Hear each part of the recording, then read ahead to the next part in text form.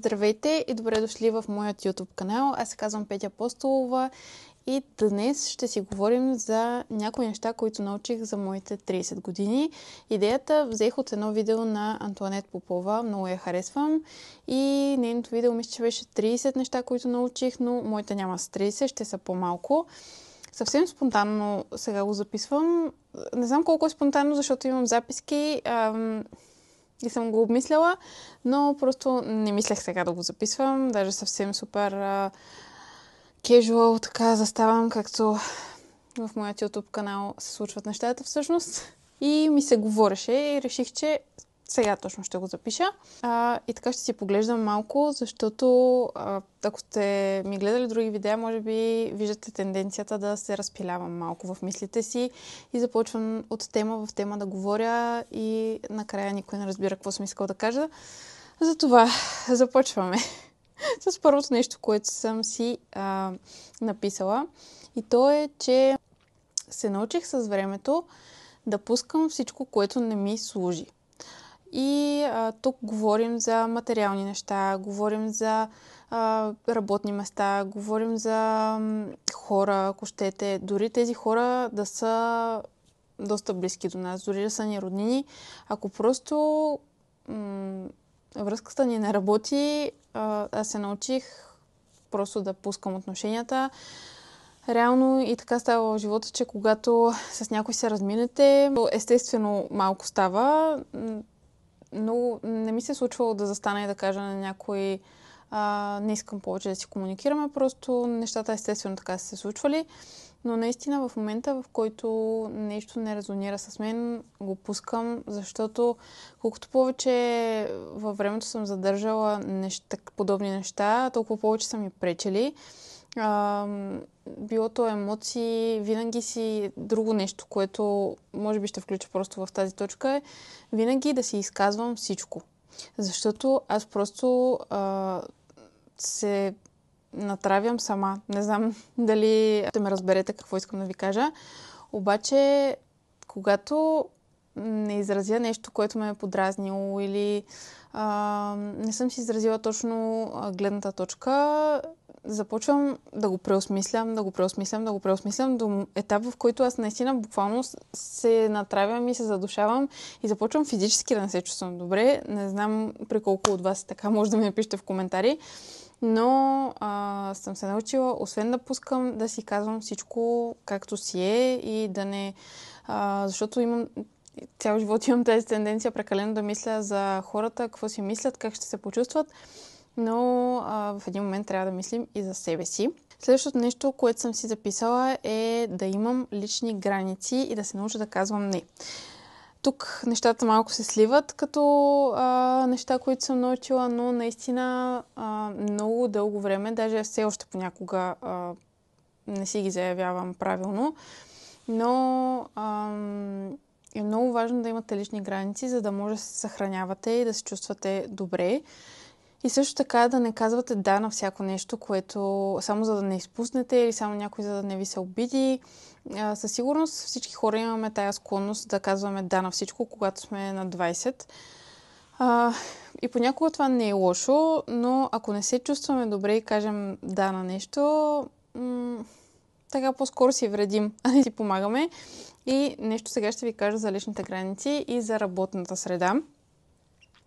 Аз винаги много съм се притеснявала на работни места да казвам какво точно мисля, как точно го мисля, което на моменти ме е карало да изглеждам некомпетентна и да изглеждам някакси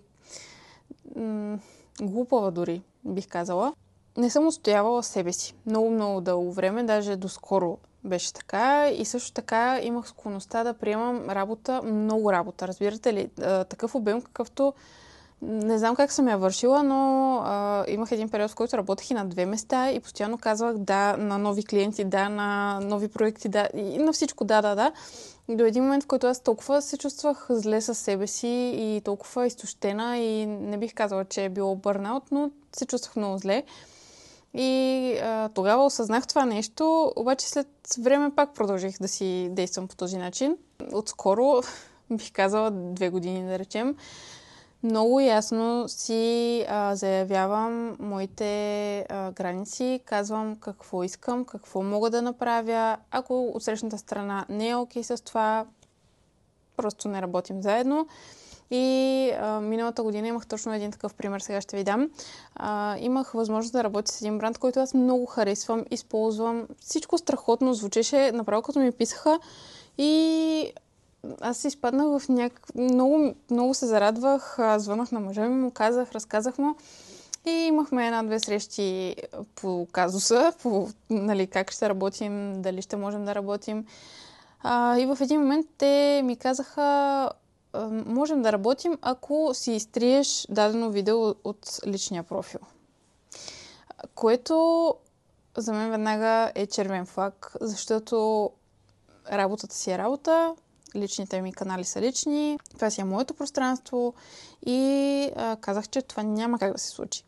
След това изобщо не чух нищо от тези хора, не ми казаха нищо повече, не разбрах какво стана. Нали, ясно, че не сме работили заедно и малко ми стана тъпо, обаче в същото време се почувствах много горда от себе си, че се заявих, защото ако го бях изтрила, щях да се чувствам зле с избора, който съм направила и това ще да ми кара да се чувствам по-зле, отколкото това, че съм изгубила някаква възможност.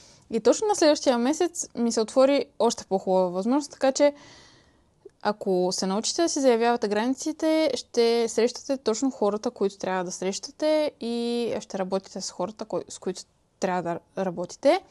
Много се отплеснах тук в тази точка, обаче като цяло нещата, които искам да споделя с вас и които съм научила,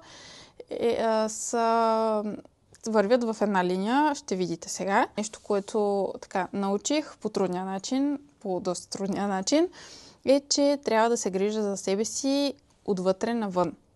И че когато имам някакъв проблем, аз това го повтарям и в други видеа съм го казвала, и в Инстаграм постоянно го повтарям, когато имам някакъв външен проблем, значи тялото ми иска да говори с мен, иска да ми каже нещо. И вместо да се опитвам да заглуша симптомите, да се попитам къде се корени този проблем. И то не става дори само въпрос за тялото ни, ами и за психиката ни. Когато има някакъв проблем, трябва да търсим неговия корен, защото иначе не правим нищо и не решаваме нищо. Да, грижата за себе си започва отвътре. То може да е малко клиширано това, но е така. И дори не опира и до храната и до това колко вода пием и така нататък, но първото и най-важно нещо, което трябва да проверим е нашите мисли. Как мислим, как се усещаме в пространството, дали се чувстваме свободни в тялото си, дали мислим хубави неща за себе си, за това, което правим и да видим къде е проблема, можем ли да го решим в момента, как да го решим. Следващото нещо е свързано с границите, може би, но за да ви уважава някой, вие трябва да уважавате себе си.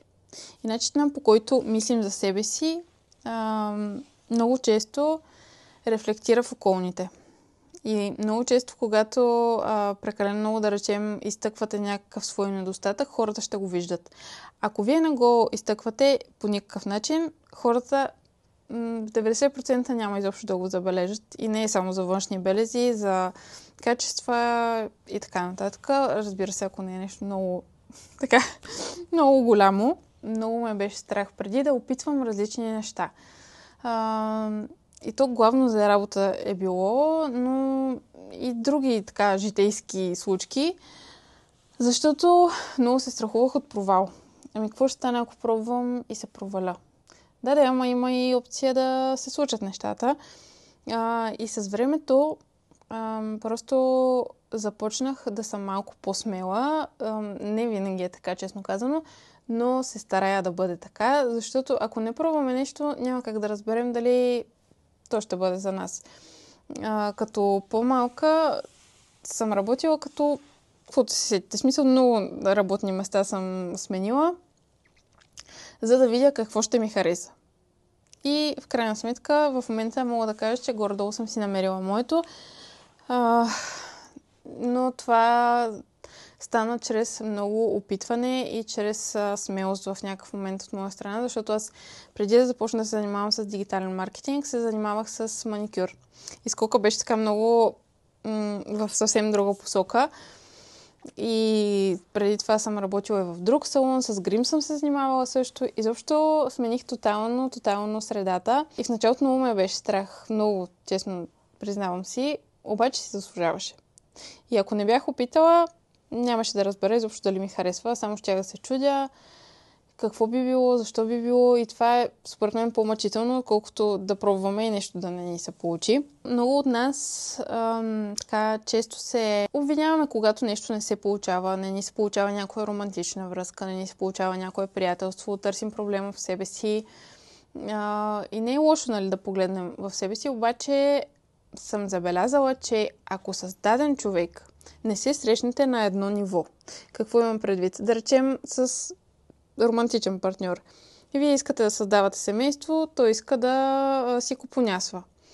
И сега, много малко са случаите, в които и той ще иска в някакъв момент да има семейство, или пък вие ще решите, че искате само да купонясвате. Ако хората не се срещнат на едно ниво, много трудно се догонват. Много трудно, защото докато единия стигне до осъзнаването на другия вече може да иска съвсем различно нещо. И не трябва да се обвинявате за това, просто хората понякога са в различен етап от живота си и просто трябва да продължат по различни пътища. И това е напълно окей. И трябва да ги пускаме, както казах в първото нещо, което споменах. Последното нещо, което ще засегна, това видео пак ще бъде така кратичко, обаче според мен нещата са важни. И това е, че любовта не е трудна. Не знам защо в нашата така психология мотивират постоянно това, че любовта трябва да е трудна, да боли, че не. Ако любовта е трудна и постоянно се карате и се мъчите, по-добре продължете нататък. Любовта на моменти би могла да е трудна. Разбира се, всяка връзка преминава през някакви по-трудни моменти. Живота просто така протича. Но ако постоянно сте наопаки с човека до себе си, това не е любов и това не е окей. Когато срещнете любовта, ще ви е леко с този човек. Ще ви е хубаво, ще ви е приятно, ще усещате една лекота. Надявам се това видео да ви хареса. Доста скромничко, доста така стегнато, но се надявам някой да си е взел нещо положително от него и ще се видим в следващото видео.